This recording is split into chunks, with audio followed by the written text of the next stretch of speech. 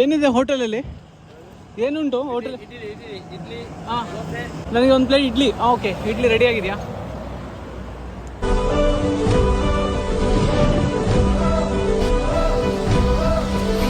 ಚಾನು ಹೊಲದಲ್ಲಿ ಕಾಯಿಸ್ತೀರ ಅನ್ಕೊಂಡಿದ್ದೆ. ಹೌದು. ನಿಮ್ಮ ಹೆಸರೇನು? ಅಶೋಕ್ ಶೆಟ್ಟಿ. ಯಾವಾಗಿಂದ ನಡೆಸ್ತಾ ಇದ್ದೀರಾ? 32 ವರ್ಷ ಆಯ್ತಾ? ಬೇಯಿಸಿದ ಮೊಟ್ಟೆ ಇಲ್ಲವಾ? ಮೈಸೂರು ಮೊಟ್ಟೆ ಇಲ್ಲ, ಆಮ್ಲೆಟ್. ಆಮ್ಲೆಟ್ ಉಂಟಾ?